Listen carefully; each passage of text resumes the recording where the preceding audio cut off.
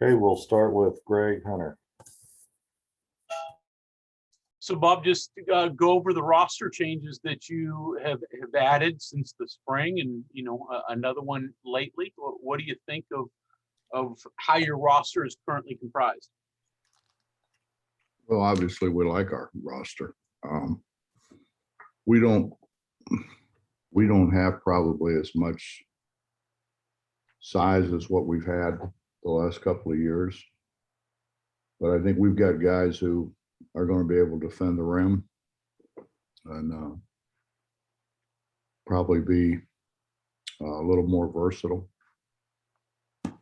So I like our guys. I like our team.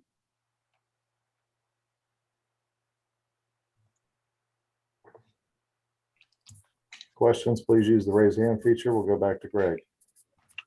How important was it that Taz returned for this year? And then is there anything official yet on Sean McNeil's decision?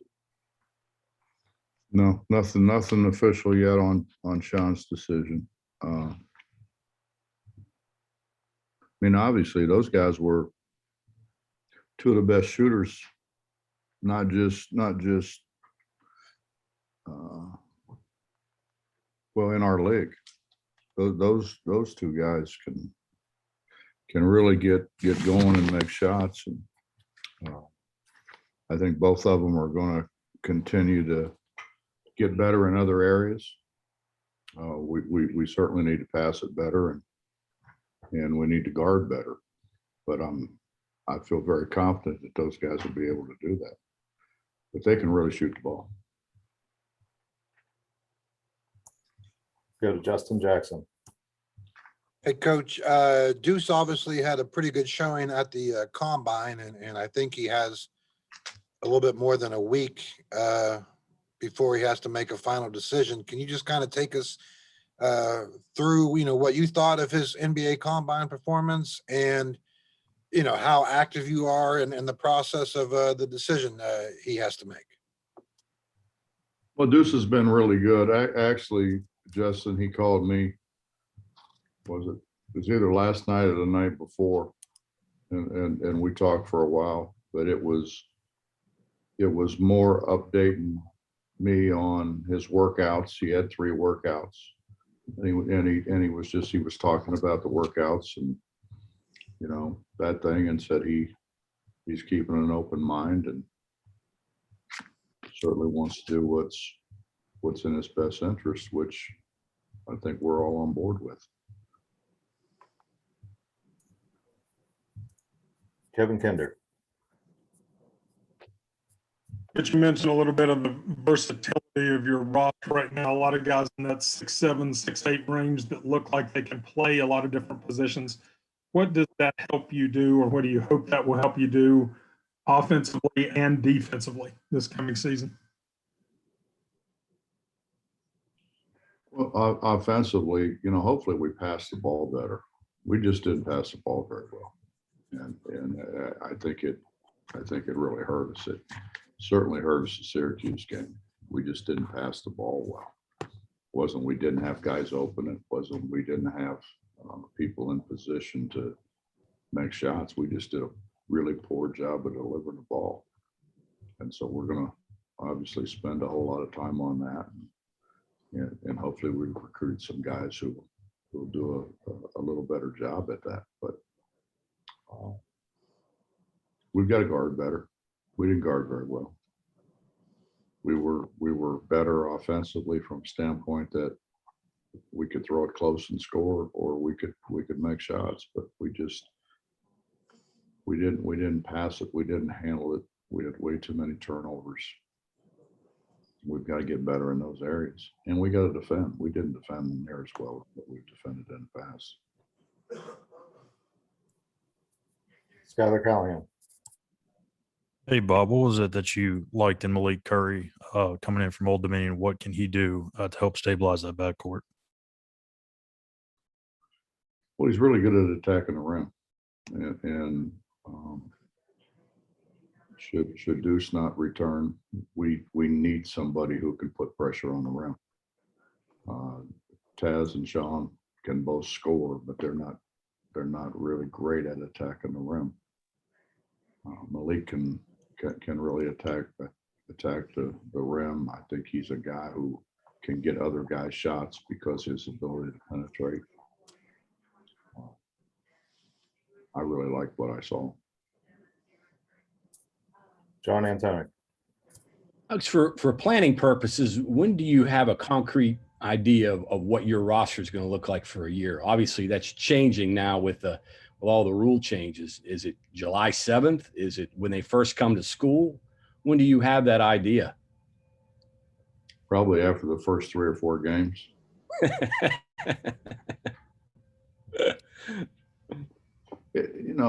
It's rough. I mean, it's with the advent of the portal, of which they can use pretty much whenever they want to use it, and then just the ability to transfer and immediate eligibility for first-time transfers. I mean, John, it's never been this fluid, ever. You know, the draft, you used to have to get out of the draft earlier than what you have to now. They continue to move it back, and it's not the NBA as much as it is our governing body to move it back. And you know, it's all about student rights, you know, and I've said many times and been chastised for it a time or two. What about the other guys? Do they matter? You know, when you say team, everybody wants to be part of a team, but if you're part of a team, you know, you should look out for your other guys. And dragging things out to the last minute, be it the portal, be it a transfer, or be it the NBA draft. You're not doing what's in the best interest of your teammates. In your career, from the time you started, you think of the rule changes, you think of the 3-point shot, you think of Prop 48, you think of the shot clock. Are these rule changes that have come into play the most challenging that you've had to deal with in your career? Well, I think in some ways, but in some ways not. Okay. You know, it's a two-way street. Okay, yeah, we lose some guys. Hopefully, you know, we can get some guys in the portal who can come back and fill that, or maybe do more. But 2-year plans are done. 3-year plans are done. 1-year plans are done. Okay. I mean, we're gonna bring freshmen in that if everything doesn't go the way they want it to go, or they think that maybe this is over their head, or they don't like this or they don't like that, they can leave. You know, it's an entirely different situation. It's not let's win one for the university, let's win one for our fans, let's win one for our teammates. It's pretty much, you know, what gives me the best chance to get to the league. Can you deal with this? I don't have a choice, do I? You know, I mean, John, here's the honest to God's truth. If the people over in Indianapolis had done things right, we wouldn't be in the shape that we're in. You know, but they know more than we know. They know more than guys who've been in this business for 30 years. So they continue to do things that really in our best interest. If they had paid the O'Bannons to start with, which is what they wanted, if they had paid the O'Bannons to start with, we wouldn't be in this name, image, and likeness situation we're in. Right, wrong, or indifferent. Back to Justin. Hey, Coach, I guess I'm Justin, you kind were of, laughing at that. I saw you. You Yeah. were laughing at that. no, it's just, you don't get the Bannon references anymore, you know? Hey, kind of looking for your opinion here. You know, if Deuce is able to get himself, you know, whatever, mid-round or lower first round, do you think I mean, it would be, in his best interest to take that, or, just kind of looking what your thoughts are if he were to become a low first round pick, if that was his grade. Well, I don't know what I did with it. Maybe I can't. I could show you, and Deuce has all this information. His family has all the information. We gave them all the information. We were very transparent with things. But you take like, for example, a Marcus Smart, who, if he had come out after his freshman year, he was projected. Now this is just projected where he would have been in a draft. Right. He'd have made $653,000 a year. It's a lot of money. Sure. He stayed. So the next draft year, he moved up in a draft and he made 3.7 million. Yeah. I think those things are things that I think guys have to take a really hard look at. And where am I going to be in a draft? Who's on the team that potentially I want to get drafted by? Right. The G League's a very real thing. And I think what happens sometimes is the NBA season starts way before the G League season starts. Yeah. So those guys are able to hang on, sit on the bench, maybe get a few minutes in the big leagues. And then as soon as the other league opens up, now they're down there. And so now you're in the G League playing in Canton, Ohio in front of 25 people.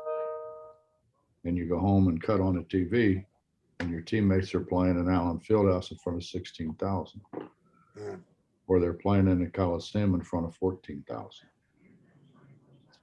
I don't know what price do you put on that? Right. I mean, there's a lot of things for 19, 20-year-olds to think about. I mean, do you go right away? Do you think you can come back, have a bigger year, move up? And the honest to God's truth in this draft is there was no draft last year. Right. So you basically have 3 drafts in one. You have this year's draft, you have last year's draft, and then the European deal. And I think we all remember sitting there watching, I don't know, I can't remember who it was, but a guy who was projected to be whatever he was, 5 or 6 or whatever. And he sat there, and I believe there were 6 or 7 Europeans drafted before he was drafted. And you could just see on his face, like, what happened? What happened? What happened? Well, there's no way of knowing how many Europeans are coming in. So,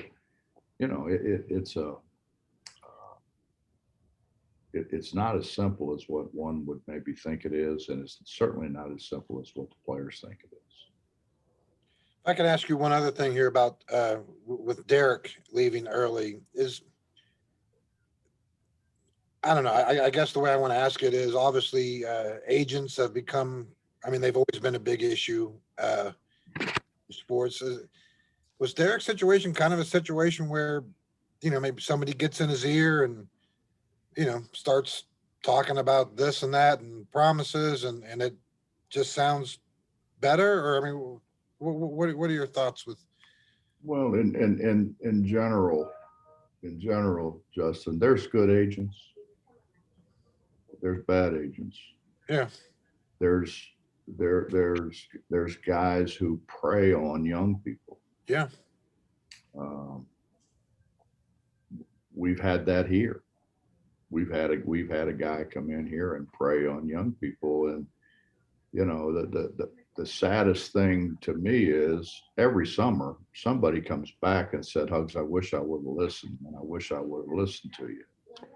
And it's hard for them to understand. I don't care one way or the other, other than the fact that I want what's in your best interest.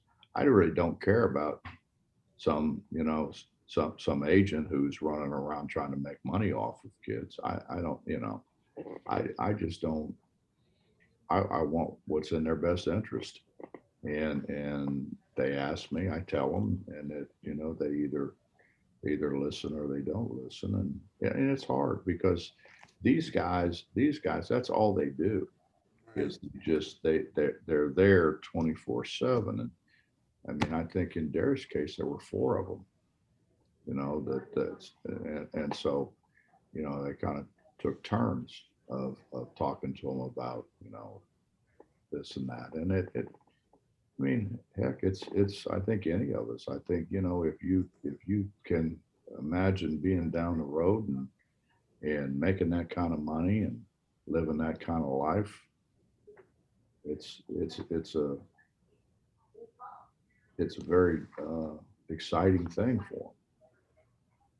That what's not exciting is when it doesn't work out. Right.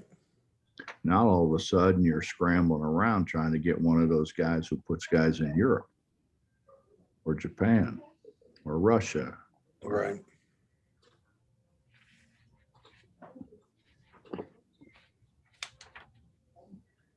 Back to Greg Hunter.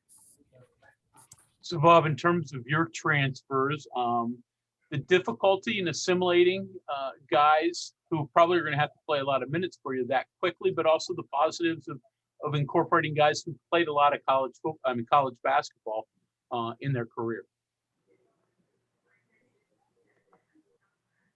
I don't think it'll be that hard. I mean, look at when, for instance, Deuce and Sean came in the same year.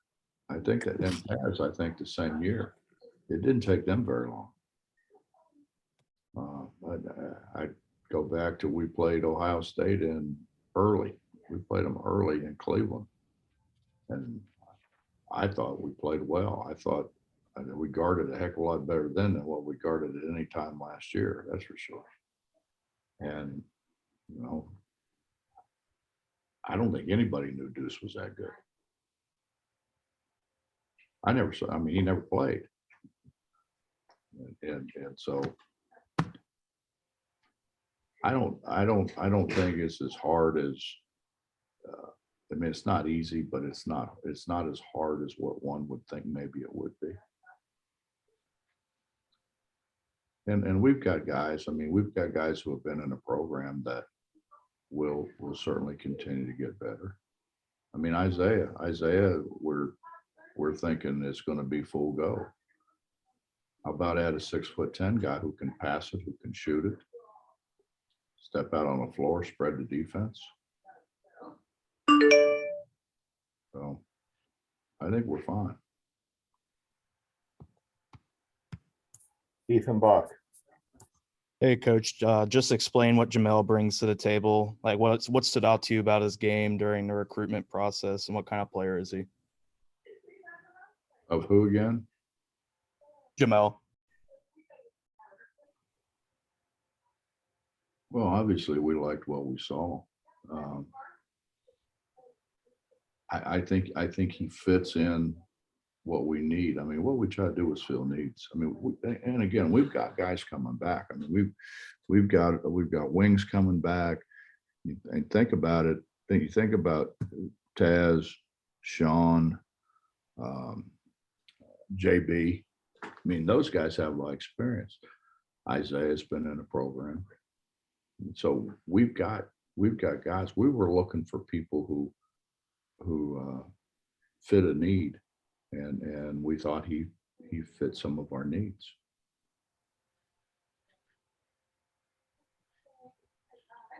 Back to John. Based on what you've got and what you anticipate coming in, what do you think you're going to be able to do best, or do you still think that's too early to tell? I think it's too early to tell. We need to be able to do something defensively that is different than what we did, and be it some kind of zone, some kind of half court, something. You know, you look back to when we were really good. We were really good because we kept people off balance. You know, we tried to, I mean, go back to the Kentucky game. We tried to guard them man to man. We had no chance. thank goodness we had been playing that 1-3-1. Yeah. Some, we didn't play it a lot, but we played it some. And really that saved us. It saved us both Villanova games. Both Villanova games, we trapped them out of the 1-3-1. The Louisville games, we trapped them out of the 1-3-1. So we've got to be able to, and then we tried to do it last year, and we were really bad at it, and so we didn't do it. But hopefully we'll be able to do some things like that, play some 1-1-3, and maybe press a little bit, just to change the tempo of the game, which we didn't do a very good job of a year ago. You mentioned different, the league's going to be a little bit different this year. You got some coaching turnover, Lon's gone, Beard went to Texas, Iowa State, assistant coaches moving within teams in the league. It's going to be a little different this year than normal, isn't it? It's always different. I mean, really, it's always different. Okay. You're gonna have different personnel. You're gonna have different coaches. I mean, you can't coach in a league this hard. And if you lose, you're gonna get fired. And somebody's gonna lose in this league. I mean, that's the way it is. I'm just trying to make sure it isn't me. But it's a hard league. I mean, it's really a hard league. I was just looking at some stuff, like wins in the last whatever. I mean, we're tied for second. Kansas obviously is first. We're tied for second with somebody. We've got to. I want to not stay there. I want to continue to advance, and I think we can. Back to Kevin Kinder. But you mentioned Isaiah. Where is he in his rehab process? What can he and what is he still limited in doing? And is anyone else limited right now in your summer workouts? No, everybody else is fine. That question is better served for Doc Matter to answer than I. But he looks good. He looks good. They haven't turned him loose yet, but he looks good. He's doing all the shooting drills and all those kind of things. It's just a matter of running and stopping and starting and cutting that they haven't turned him loose yet to do. Back to Skyler. Hey, Coach, with Polycap and Kerrigan coming in, does that kind of allow you to maybe go towards more pressure than you guys did a year ago? Conceivably, yeah, conceivably.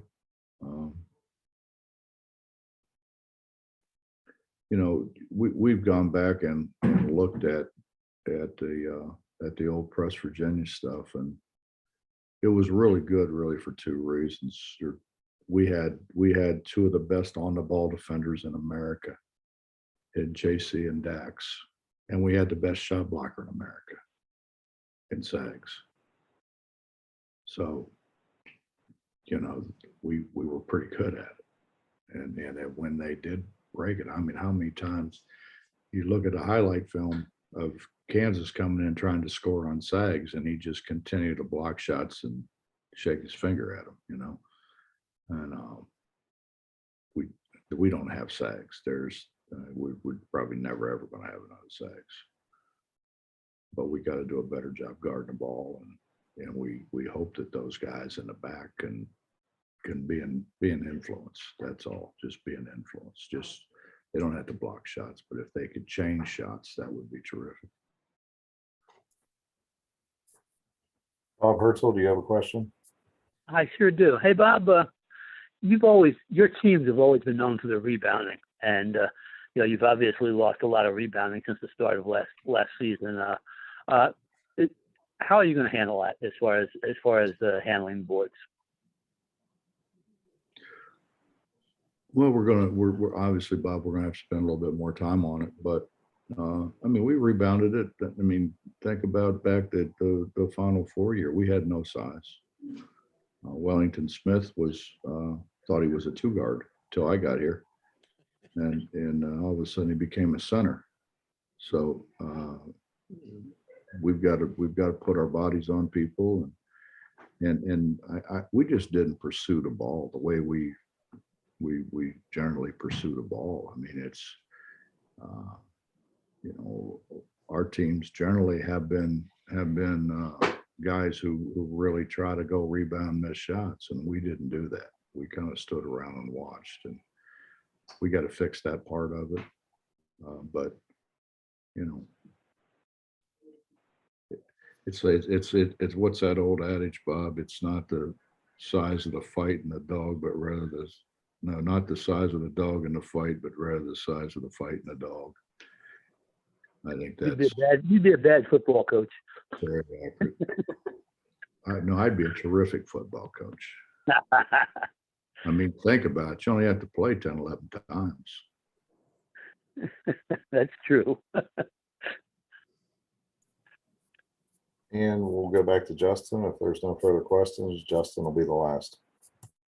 Coach, you've obviously got a kind of interesting mix in building the roster this year with a lot of older guys. And obviously if Deuce comes back, that's another older guy for you. But with the transfer guys brought in, obviously they're very experienced, very much older.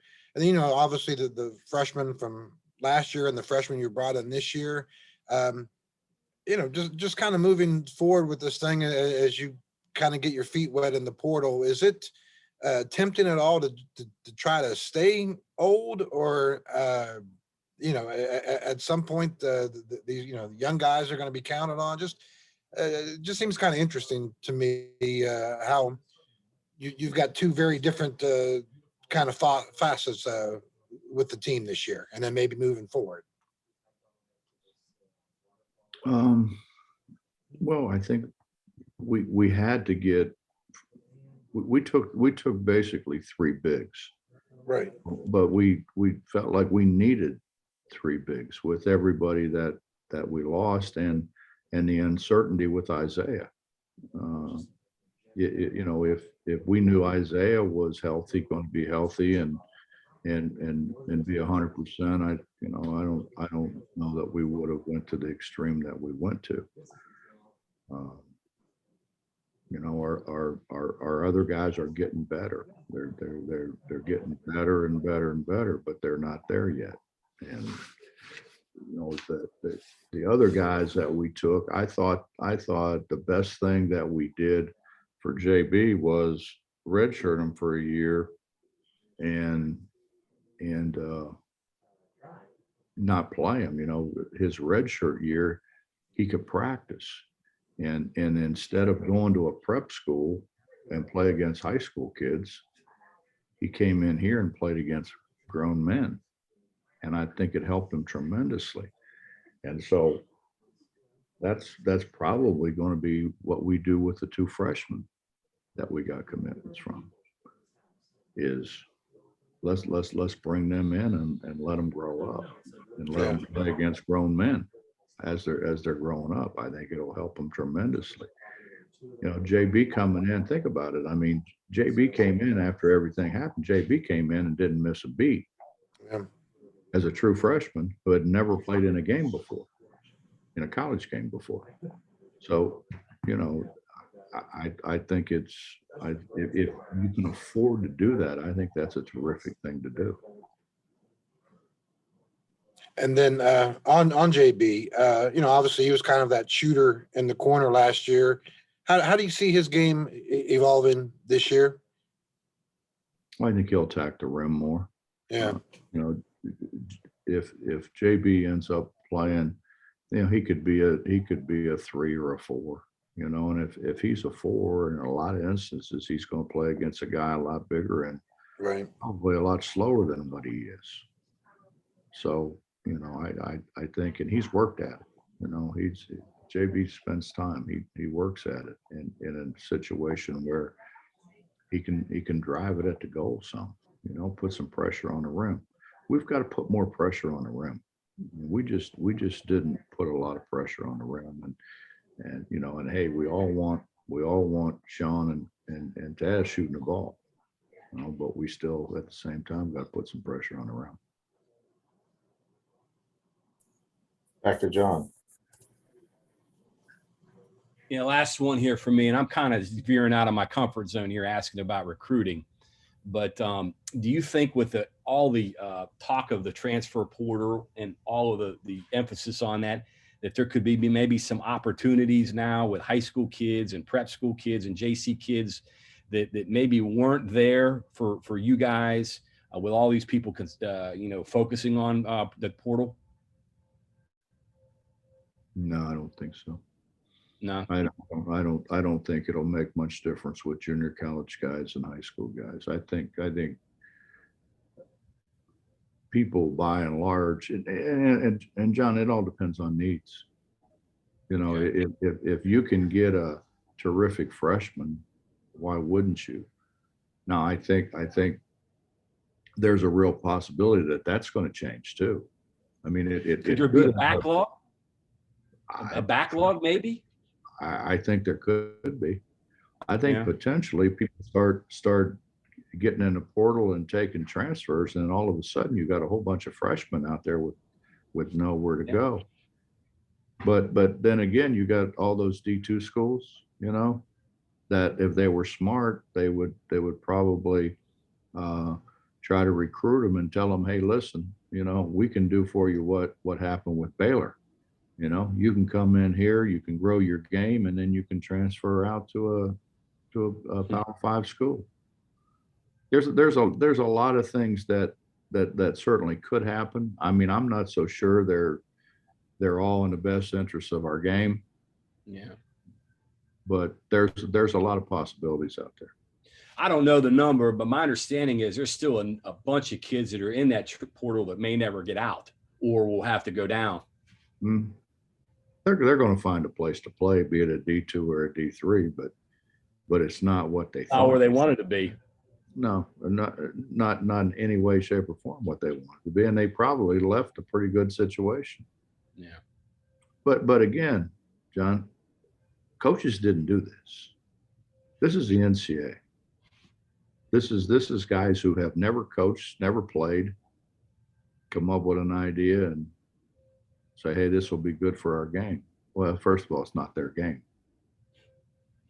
They just reap the money from it. It's not their game. Gotcha. Thank you. Yes, sir. Coach, I think that's it. Thanks for your time. Thanks to all the media members for dialing in. Appreciate it. Thanks, guys. Have Thank a you, great Coach. day. Yep.